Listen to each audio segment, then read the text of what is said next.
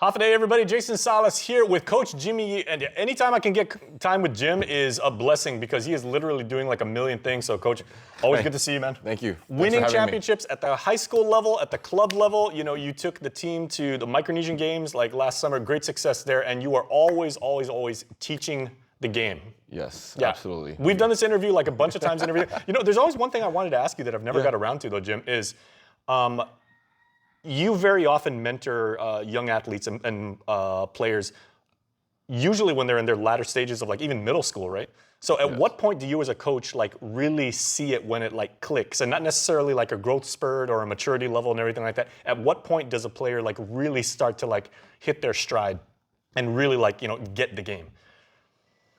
Once they understand the game and then you mix it with confidence and you just let them go.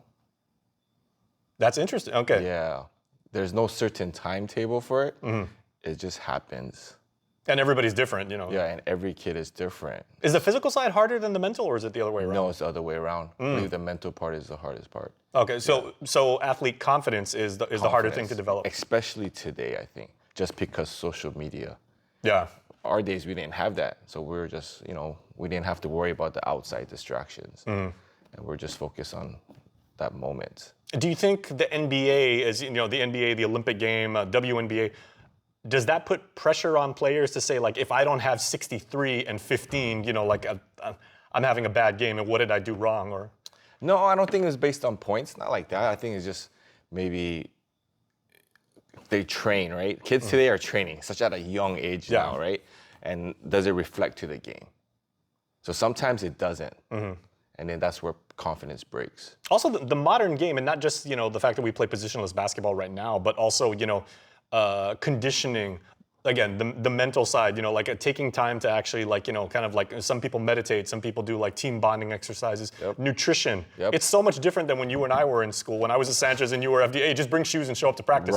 Right. Yeah, lots change, sleeping habits, the food intake, film, and then, of course, the meditation, the mental break. Just got to find that balance. Film study too. Film study, yeah, it's big now. It's different. It's definitely different, and hence why the confidence kids today might have a little less confidence is because there's just so much. So how does this all factor into the camp that you're putting on once again, you know, for Y Impact and everything, and you know, really bringing like all the different skills, communication, defense, shooting, you know, footwork and everything like that, and all of these like massive skills that you have to like acquire and at some point master. Right, and then now we have the camp coming up end of the month. We have Dave Taylor coming in from Connecticut. He's in exposure camp. He's a scout. Nice. So yeah, he's coached. My mom's from Connecticut. Oh, perfect. Yeah, he coached from college. He coached at colleges, and then now he's a scout, and he's trained a lot of NBA players. So it's exciting. He's excited to come, and you just gotta show out now, right? He'll do some skills camps, and then at the end, we'll do like 5-on-5 live scrimmages, and he'll just be watching. Okay, how has, in all the years that you've been involved, like not only as a player, but in coaching and everything, how has Guam's caliber elevated? You know, like middle school, all these tournaments that we seem to have like every single week, which is fantastic. You know, camps like yours, national team opportunities, and, you know, the traveling, because I mean, again, you're like the airline's best friend at this point. Not at all, man. Oh, man, today's kids are great basketball players. They're super skilled, they're learning. However, now they just got to translate it to the real game. And there's a gap there. And then all these opportunities we have with nationals, other programs, hey, go to all of them. You're just only going to learn. However, you just got to relate to it. Like, remember when we were young, I remember Vince Estella, the great Vince Estella, you know, from former FD Pro. I believe Vince went to Michael Jordan's camp in Carolina. He went to a camp in Carolina, yes. Yeah. Was that Vince Estella or Vince Kidqua? No, it was Vince Estella. Yeah, Vince Estella went. Yep. It was a 5-star camp or something and all of us were like, that, you know, I want to hear all about it. It's so awesome. But that back then was the exception, not the rule. Now, coaches like you with your program and everything like that, giving every kid the opportunity to improve. Yep. Now the basketball is growing, right? Especially for our island too, in a great way. So we need more tournaments, actually. We need more kids playing. Yes. So how is it like for you to develop a framework of instruction, and you know, you got that side of like, you know, the confidence, getting reps, you know, like so that a young athlete where, you know, they're not thinking about playing anymore, it's all just like muscle memory. Like, how do you always have to refine your game as an administrator and a coach? Oh, we still got to study. Hence why we still read books. I'm still listening to audio, different podcasts, because there's a lot of new things. And not based on the X's and O's, it's more now it's the relationships, the conversations with students that separates coaches. Okay, how has the art of coaching changed in, even just like the last 10, 15 years? A lot. The game's quicker, a lot more shot three-pointers. It's gone away from the old school big man, low post, right? Yep. But you could still interchangeable. You still got to If you're play 5'7" or above on right? Guam, it's like, oh, you play center. right. So everyone in Guam is kind of a point guard status. X's and O's a little bit, yes, but it's just more of the conversation with kids now. Yeah, the relatability. Like, the relatability has to be there. Interesting. What about parental support? Oh, big time, man. Guam parents are great, man. We love super support across the board. And they're excited, too, because they're seeing their kids getting better, and then they see and then they go on the trips. Yep. So it's kind of a mixed match of a bit of a break and watch basketball at the same time. So parent support is great here, man. It's awesome. Appreciate it. Now FD's always been FD. Total respect to FD. The traditional powerhouse is FD, GW, JFK, but the parity on the Guam basketball community has kind of like spread around a lot. Like schools are emulating what FD's doing as far as like the way they train, the way they practice, their coaching staff. It's not just like one man or woman anymore. Right. Like they have these entire, right. these entire staffs now, and it's public school, it's Dodea, it's across the board, and that's fantastic. Everyone's got to get better. Everyone's getting better as well, so it's only good for everybody. So as long as we all grow, and then our kids grow together as an island, and we come together as one, hey, Guam. Okay, what do you learn from athletes? Because you told me a couple years ago that you said that the mark of an effective coach isn't just your teaching, you're also learning from the people under you. Yes, always ask, man. Just always got to ask for feedback. Because sometimes they don't see what you see, and vice versa. They don't see what I see, right? So when you ask for feedback and you see their point of view of why they do certain things, and then you just take note. And one, it opens a relationship, the communication's there, the trust gets there, and then you're like, oh, okay, I didn't see it that way, right? So as a coach, no matter what age we are, we could learn something from kids. Are you seeing kids have more of a preference for the 5-on-5 game or the 3-on-3 game? Because 3-on-3 is huge now. It is really blown up. Most kids would preferably play 5-on-5, right? Or naturally, right? Just 5-on-5. However, I've always preached and taught, like, hey, if you before you master 5s, you got to master 3. Okay. Right. If you don't understand 3-on-3, it's hard to play 5-on-5. So if you learn the fundamentals and the basics of 3-on-3, naturally the 5-on-5 would be a little bit easier. Why is that? Because of stamina? Because of communication? No, because of now you're understanding the game, spacing, cutting, moving without the ball. So yeah, 3-on-3 is very tactical, right? You have to understand the game. So once you master 3-on-3, the 5-on-5 comes a lot easier. All right, shout out to our men's and women's national teams heading to the FIBA Asia Cup for 3-on-3 too. So yes, they are. Good luck to all of them. I've had an opportunity to coach most of them, so it'll be fun. Yeah, good group on both on the men's and women's side. Great group of guys. Okay, so we're not just talking about this current camp that's coming up, as is Jimmy Yee. Like his Google Calendar is absolutely nuts. So you got other camps coming up in the near future too. Yes, we got a kids camp next month, April 19th. It's a 1-day, 3-hour event. And then we have... Okay, when you say kids, how young are we talking about? 6th to 8th grade. We're doing something with one of the health companies, and the referees association. So we're just doing something small kind for the kids. The summer camp coming up, our 8th annual summer camp is coming up. 8 years already. 8 years already. Congratulations. Thank you.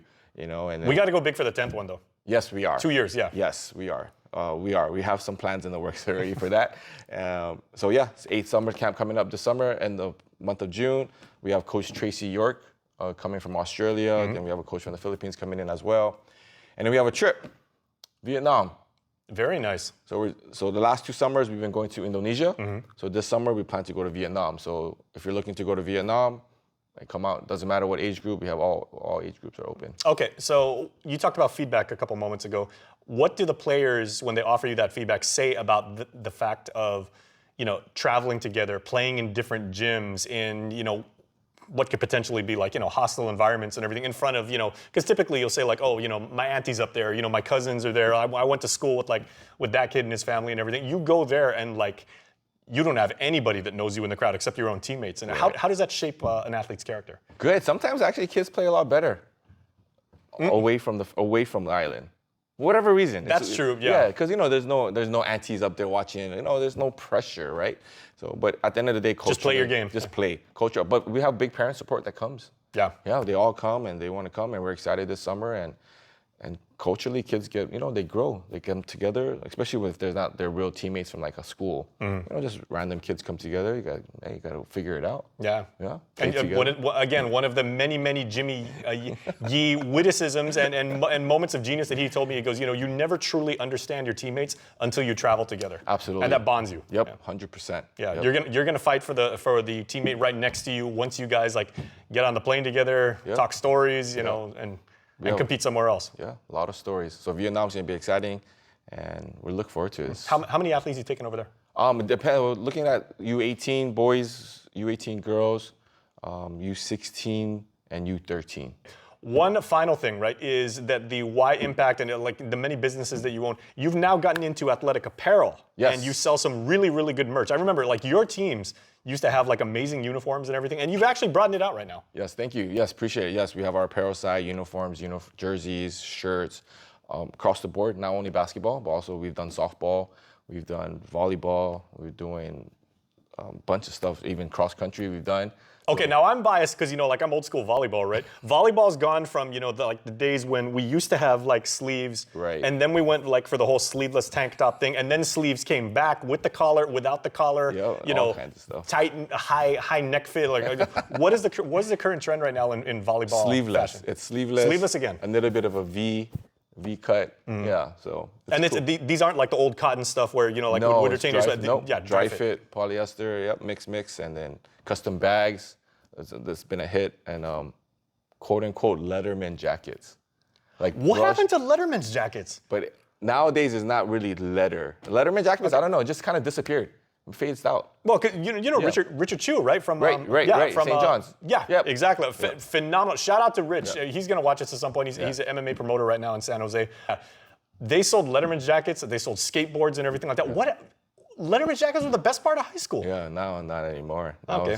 We have something similar to that. There's an opportunity for you. There's a market. Yep. So it's been exciting. So thank you. We've been grateful. We're growing and we're excited. And the best thing about us is our goal is to make sure you get your uniform before the season starts. There you go.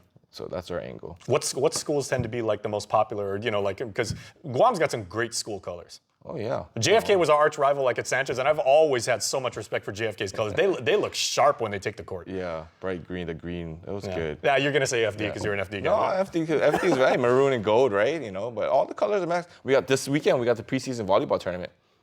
That's right. Yeah, that's right. Sponsored by M Global, Raymond James, and myself actually. Very nice. So yeah, the uniform is in, and good luck to all the teams, and we're excited. All right, so you're gonna see Jimmy's uniforms on display. You're going to see athletes on display. But more importantly, you're going to see the caliber and level of Guam sports across the board and everything really elevate because of people like Jimmy and the very dedicated parents and coaches and athletes putting in the work and all the people that you never hear about in the support system and everything like that.